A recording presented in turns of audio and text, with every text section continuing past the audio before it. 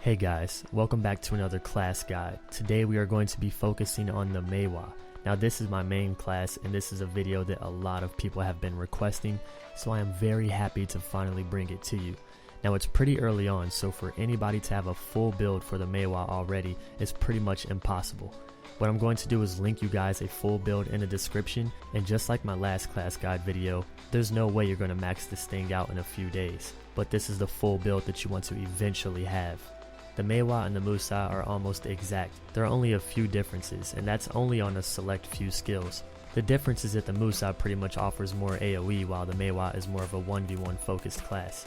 This class is very mobile, extremely bursty, and good for 1v1s and scouting. The bad thing about this class is that it lacks in survivability, but what it offers you is a very mobile class that is extremely good at escaping. Now the goal with this class is to rush in and out of combat. Every enemy that you face is not going to go from 100 to 0 in one combo. Some enemies that run more tankier builds are going to take quite a few combos to kill, but Maehwa is not the type of class that can stay engaged in combat and survive. The mobility of this class is pretty much its only defense. You do have a block, but you can't expect that to save you forever. So when in combat facing off against an enemy who seems pretty tanky or isn't dying as quickly as you thought, you want to rush in and out of combat using your chase. Even in group fights, you usually want to focus on single targets who are in 1v1 situations or kind of off by themselves. You don't want to go for group on group fights because those are where your skills don't really shine. So bursting enemies down and constantly moving will keep you alive. Now this class will never require you to have any type of potions or herbal juices because you can just regen your WP off many different attacks. But in PvP, I highly recommend you guys invest into energy potions because waiting for your passives or certain attacks to regen WP is going to slow you down. It's also going to limit the amount of chases you can do in PvP, and like I said, moving around is extremely important. Each class can be godly once you master it, so once you fully learn to master this class, you should have no problem with the lack of defense. Some people wonder if this class is even good at PvE, and yes it is. You can gather tons of mobs by using your arrow AoE skills, or you can gather tons of mobs by dashing around. Now even though this class isn't the most effective in group fights, when you are in a group fight or a GVG, look for 1v1 situations where you can go and easily burst a class down. So overall this class is very good with PvP, very good with PvE, but lacks in Siege and Node Wars.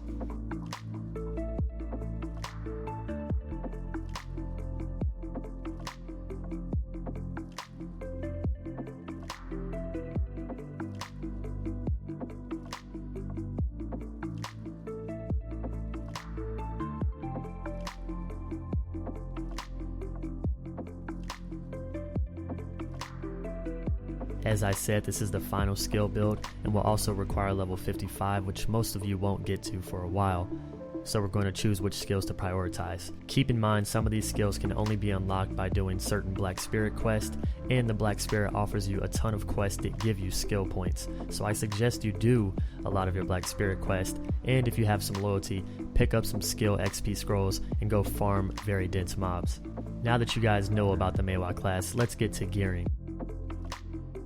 I made a video on how to gear for your Musa and Maehwa, so I'll also link it in the description and add an annotation right here, but I'll do a bit of explaining as well. So Terratas offers you extra WP, willpower, energy, whatever you want to call it. The more energy or willpower you have, the more dashes you can use, the more skills you can use before having to do basic attacks and general attacks to build up more WP. And the more dashes you have, the more you can escape from certain situations. This is very good for this class and people underestimate this. I highly suggest you get into Terratas. Mixing it with Grunel is even better. Although it may offer overall less defense, it gives you extra gem slots to pretty much build it how you want. So I recommend a Terratas chest and boots and Grunel helm and gloves for the increased AP, increased WP, and extra gem slots. As far as accessories go, I really like the Mesto earrings. Even though they offer less AP than the witches, they give you more accuracy. But if you have witches or something identical, you can still go with that.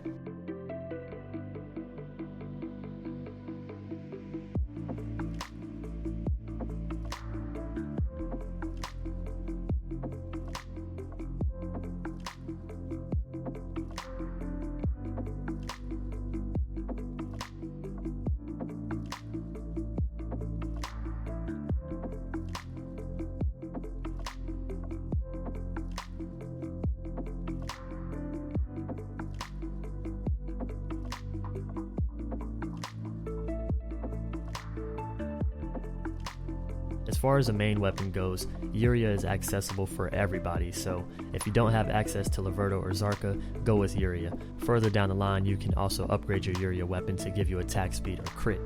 For your secondary weapon, you can go with an AP or accuracy focused weapon. The White Horn Bow gives you AP, and the Black Horn Warrior Bow gives you accuracy. The Black Horn Warrior Bow is my favorite, and the reason why accuracy is so important, in a fight you will land less attacks with less accuracy. The more DP an enemy has, the more accuracy it will take to land a hit. So let's say you have a ton of AP after focusing on an AP build. You might do more damage overall with a single attack, but when you focus more on accuracy, you'll land more attacks. So even though you do less damage with a single attack, overall you do more damage because you landed more attacks. Landing your floats, knockbacks, knockdowns, all of those are very important. So I highly suggest you going for the Black Horn Warrior Bow. When it comes to the crystals of the class, you want to focus on attack speed and crit.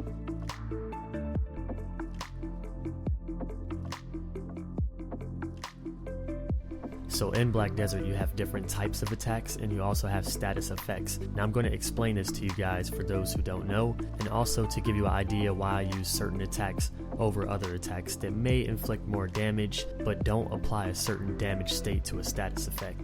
So for instance, I could use this attack that offers 700 damage, or I could use this attack that offers 600 damage but is also considered a down attack, meaning that when I use this down attack on someone who's knocked down, it amplifies the damage by a certain percentage. So in this game you have different types of attacks, being back attacks, counter attacks, down attacks, air attacks, and speed attacks. You have everything, but your main focus are down attacks, because getting an enemy down on the ground not only keeps them from being able to use any ability, but it allows you to pull off full combos and amplify the damage. Now the status effects are things like float, knockdown, feint, stagger, grab, and things like that. So as I explain the skills and why I use certain skills, you will know why, because I have an enemy in a certain state or under a certain status effect. Therefore I follow up with specific skills.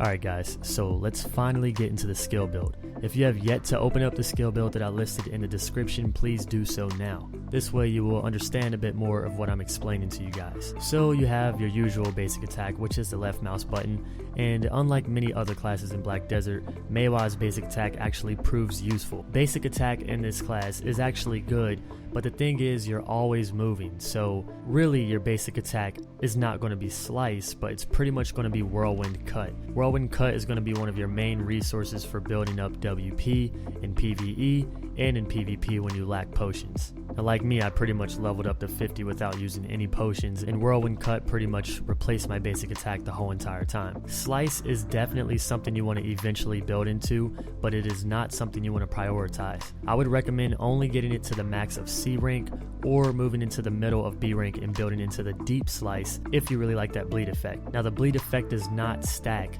but it does continue so long as you keep slicing your enemy. And then you have Retaliation Stance and Retaliation 1. Now Retaliation Stance is your block. This class can block and it's pretty awesome, but it also has an auto attack that will activate so long as it's not on cooldown if an enemy attacks you while you have your block up. So let's say an enemy is not attacking you but you're in Retaliation Stance, you can activate Retaliation by left clicking and it will knock down your enemy. So when you're in a fight, if you have somebody approaching you first, or it's mid-fight and you just need to block, or you kind of want to surprise them, this is one of the best skills because it allows you to set up your full combos. Now when it comes to blind thrust, I've yet to mess with this too much, but I've seen some gameplay, and I recommend building into Nemesis Slash, because Nemesis Slash inflicts floating, which is also a knockdown, and then again allows you to pull off some of your down attacks. And one of the main things you want to do with this class and every class is keep your enemy knocked down. Now keep in mind that once an enemy gets knocked down, they have a cooldown, so I recommend knocking down an enemy using attacks that are amplified because they're down attacks but don't have knockdowns, and waiting until 5 seconds or more to use another knockdown attack. Whirlwind Cut, as I said, is basically your basic attack, So you're going to be using this to build up your WP, especially in PvE, and sometimes you're going to use it in PvP. Now this can build into Whirlwind Cut Cyclone, which allows you to combo your Cyclone off of it. But to pull that off, you have to be using Whirlwind Cut for quite a bit. And in PvP, we're really not going to focus on Whirlwind Cut for our main damage, and we're not really going to focus on it for recovering WP, because hopefully you have potions and you also have a passive which allows you to recover WP. But building into Whirlwind Cut Grinder does put a debuff on the enemy for 10 seconds, so this is definitely a good skill. You have Force of the Sword, which gives you critical hit rate plus 5%. You have Forward Roll, which is, you know, your usual evasion for pretty much any class. And then you have Maehwa's Will, which I suggest you getting to 3, because this can recover a total of 150 WP, which is sometimes needed, and if your potions are on cooldown or if you need more dashes, this thing is very helpful. Chase is the bread and butter of this class. This is how you escape, and building it into Ultimate Chase allows you to animation cancel some skills and get out of tight situations even more. The kicks. Now some people like all of the kicks. I am not a fan of all of these different kicks. I like upper kick because it can knock down the enemy. I like sweep kick because it can knock down the enemy. And I recommend building both of these into ultimate upper kick, but that is not a priority. And you can just select the basic kicks for now and wait until you get, 55 and have extra skill points after building more into your burst skills to upgrade them to ultimate. However, roundhouse kick I'm not a fan of, but you can animation cancel your chase with roundhouse kick by holding forward and the right mouse button and using chase, and then following up with holding F. It will allow you to chase even faster. Building into the ultimate of roundhouse kick I don't think is recommended, because I hear it won't allow you to animation cancel the chase. If I'm wrong, somebody correct me in the comments. Now let's get to the burst skills. Carver is by far my favorite opener. This is a gap closer. It also knocks down the enemy and allows you to set up for some down attacks. So I usually start off a combo by dashing to the enemy and then following up with Carver. Decapitation is also a very powerful skill in your main Black Spirit Rage. Once you're at 100%, the animation changes and it does even more damage. On the final slash, it has a 100% crit chance, and it also inflicts stun on the enemy, which helps you set up for even more combos and follow up with a knockdown. Once you get it to the ultimate, it also scales with your WP and does even more damage. The Dragon Bite, Dragon Claw, and Lunar Slash combo is very good and does a ton of damage. It is also a down attack, so once you knock down an enemy, I suggest you follow up with this skill.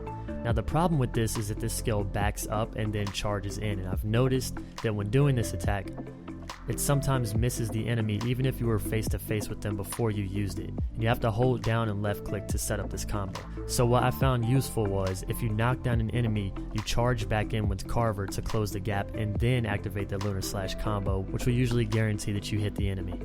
My favorite skill in the world, favorite skill out of any class I've ever played, is Red Moon, and the main skill that you will use in PvE to AoE mobs, and in my opinion feels like it has a very short cooldown and does a shit ton of damage. This will knock your enemy up in the air, and it is also an air attack, so the damage is multiplied. Cyclone Slash is something you want to build into because it's a good knockdown attack, and you use it in between fights. You can even open with this attack, but in certain situations you're usually dashing towards the enemy. Blooming is something I did not build into yet. It inflicts stun on your opponent, so it also allows you to set up for more combos and knockdowns, but it is one of the highest damage skills of the class, something you definitely want to use. Now Tiger Blade, I know a lot of people like this because it allows this class to dual wield, and in PvP I would say it's not the best skill. Getting rid of your block in PvP is not such a good thing. Now in PvE, this skill is reckless. I still recommend building into it. A lot of Maehwas and Bladers open with their bow skills. Now it has your stub arrows that you can upgrade to then shoot more arrows. It also has a grapple, which allows you to pull yourself to the enemy. Now I tested this out and I've saw this skill used in a bunch of builds. This is extremely slow. I was kind of hoping that maybe it would get faster, but in my opinion it's just not worth using. You can just chase to the enemy and catch up to him that way. It does inflict a knockback, but a knockdown is more important than a knockback to me. Charge stub arrow allows you to charge up and deal even more damage, and also inflicts a knockdown. Now this is something I do recommend you building into. You only need to prioritize building into the second one, because not only does this allow you to charge up, but it allows you to kind of evade attacks while doing so. And if you need more evasion, you can build into Stub Arrow Evasive Shot. Another passive you want to grab is Precise Martial Arts, which nullifies knockback and stiffness resistance plus 15%. That's fucking huge for PvP and something you definitely need. Now when it comes to the other passive, Sword Training and Maneuver Training, which grants you more evasion and more attack power, these are really good, but For me, I didn't build into any until endgame because your main focus should be getting your burst skills first, like Red Moon, Carver, Decapitation, and Lunar Slash. Those are things you need first because even though you can get more AP and evasion, is that really going to help you out in PvP when you barely even have your main burst skills built into? So once you have your burst skills 75% to 100% complete, then I would start focusing on the AP and the evasion training. Until then, allow your accessories and gear to do so for you. So there isn't one specific way to open up a fight with the Maehwa, but what you usually want to focus is getting the first hit on your enemy, knocking them down, bursting them down with the combo, and as they get up, hopefully you had a 5-second gap while doing damage and you can follow up with another knockdown, allowing you to burst them again and hopefully kill them. If you haven't killed them by this time, it's best to chase away and wait till you have WP or your cooldowns are off and then go back in for another attack. Like I said, the main defense of this class is its mobility. It lacks in defense, though it does have a counter and a block, but chase should always be used to get to your enemy and to get away from your enemy and in and out of fights. Now that I've finally put this guide out, it is time for me to grind to 55, and hopefully I can show you guys some new things then. Some of you may be wondering about animation cancels, and I will try my best to get a video out for that. I hope this video helped you out, and I hope you gained some type of knowledge of the class, whether you're going against it or whether you're playing it. Remember guys, if you or a friend plans to play Black Desert anytime soon, use my link in the description because not only will you get Black Desert for the same price, but you also support my channel in the process. And again, thank you to everyone who watches my videos. I very much appreciate it, and all of those supporting me on GameWisp. You guys are the reason I'm able to stream and create content full time, so remember that, friends. And I hope to see you guys in the next video.